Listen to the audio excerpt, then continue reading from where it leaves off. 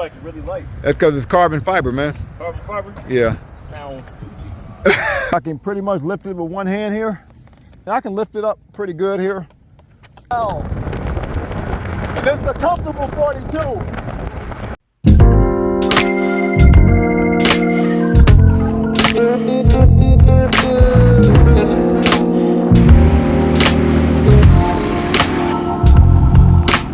You got it now.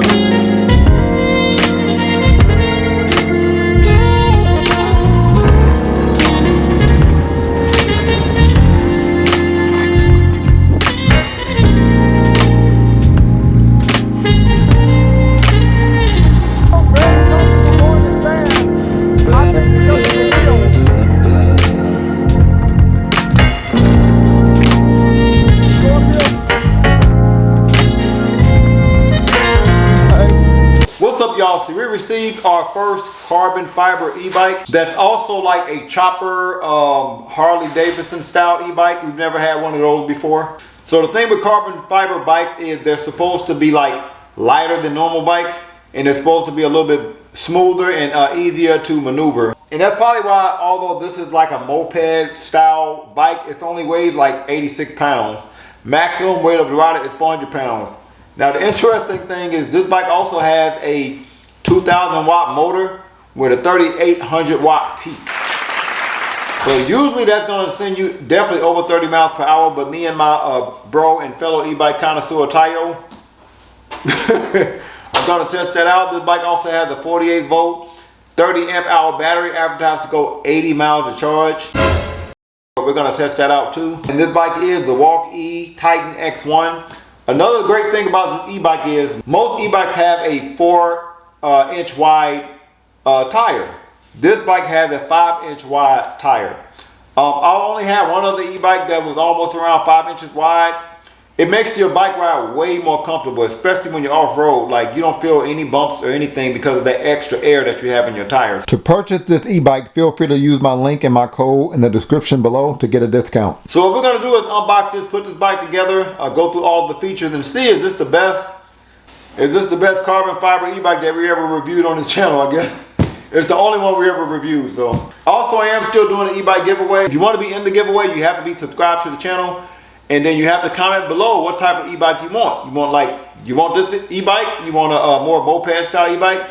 Want a folding bike? Want a full-size e-bike? Comment below. Subscribe to the channel. And when I get to 40,000 subscribers, I'm sending one of y'all an e-bike. Finally.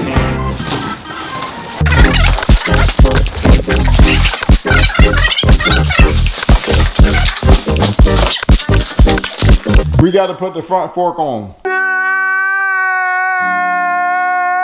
Alright everybody, let's settle in. So this is what the bike looks like fresh out the box. I would say it was wrapped moderately well. I usually see way more foam in the box, but hopefully nothing is damaged. We got to put the brake on.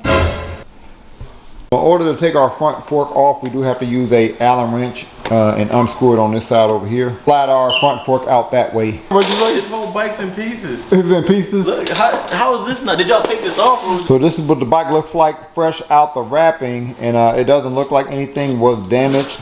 It was packed pretty compactly though. They managed to put everything together pretty tightly. We have to put our front fork on. We also have to put our front fender on, put our handlebar on there. We have to put our display on there. The bike did come with a combination lock. It also came with some rear view mirrors. And of course we have to put our 20 by 5 Aerosun wheel on. Again, I'm looking forward to the 5-inch wide wheels, and they seem I guess a little slicker than I like, but they're not super slick. So the bike also came with a box, so let's see what's in the box. Really nice Allen wrench set. I actually used this one on other e-bikes. The label is engraved at the bottom there. These clamps help put our headlight on. We got a pretty elite bike, electric bike pump. Pretty standard headlight. All right, that is our charger. Pretty small, but okay.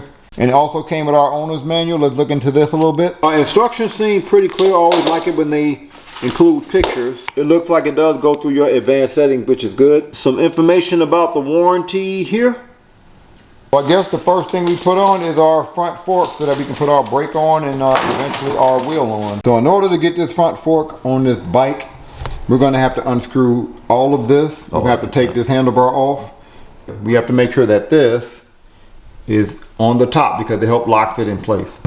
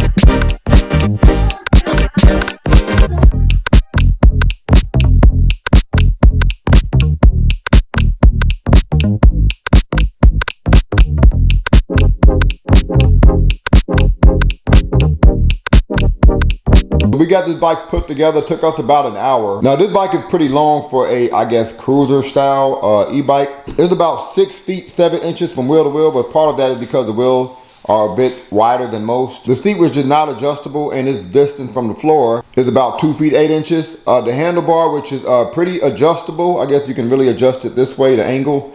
Where we have it now is like 4 feet 5 inches from the floor. So that seat to handlebar ratio is pretty crazy.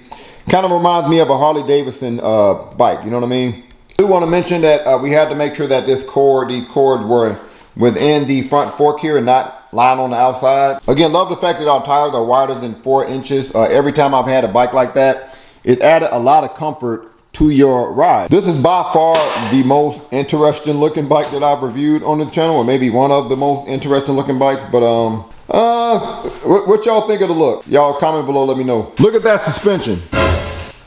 And I've had this suspension on a lot of e-bikes. Sometimes it delivers, sometimes it doesn't. I think it's based on where it's located on the bike. So give y'all a look at this rear suspension. We also have this motorcycle style front fork where you can also adjust the compression. So if you want to like stiffen or lock out the suspension, you turn it to the right. If you want to loosen this suspension, then you turn it to the left. We're going to go ahead and open it up all the way here. This seat seems pretty comfortable actually. And it has, I think, a perfect length and width to it. It's about 8.5 inches wide and it's about 1 feet 3 inches long. So although it has a wide surface here, it's not so long where it's going to get in your way if you're pedaling. Get a look at our rear and front 203 millimeter Logan hydraulic brakes. We do have brakes on the handlebar, but we have no gear shifter. What?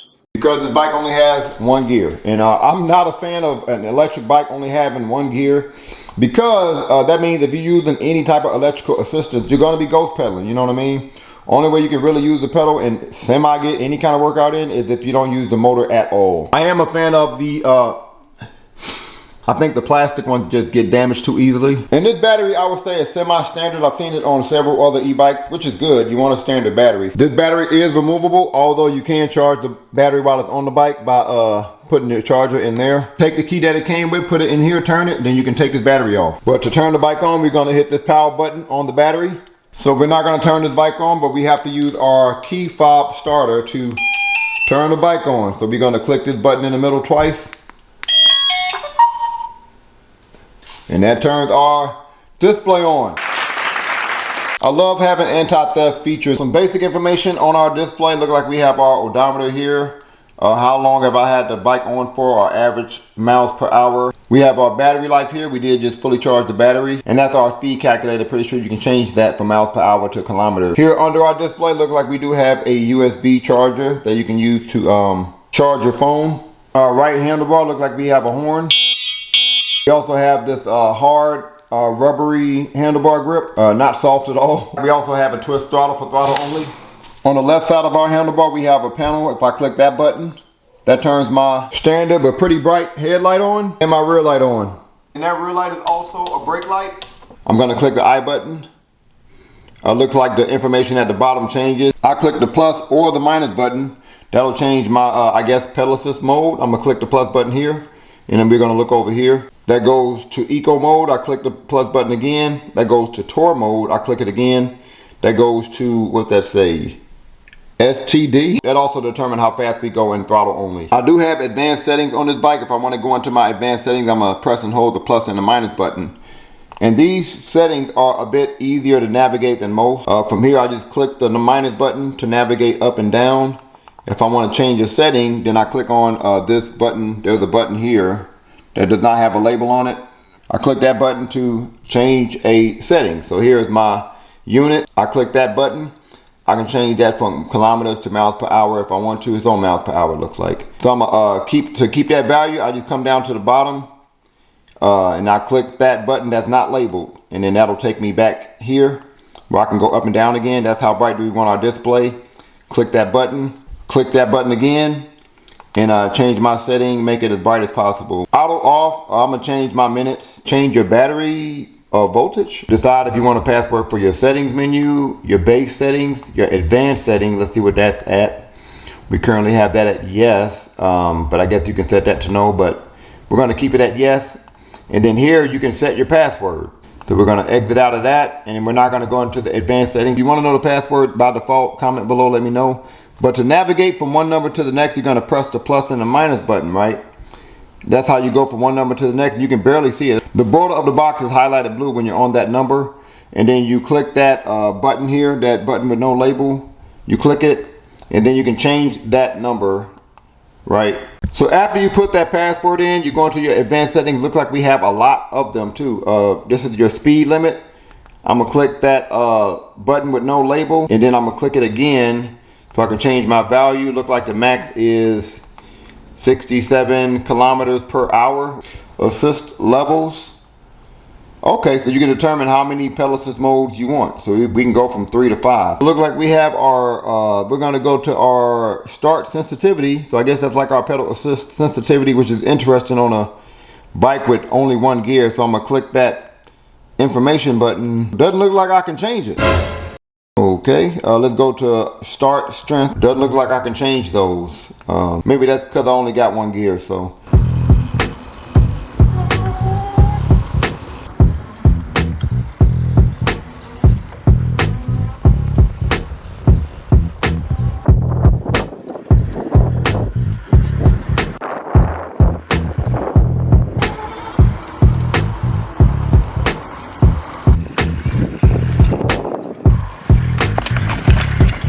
All right, what you think of the suspension? That's pretty good, I ain't gonna lie. Really? That's pretty dang good. All right, so what you think of that suspension? I like this one a lot better. Oh, really? It's a lot smoother on the grass. Okay. It's very comfortable.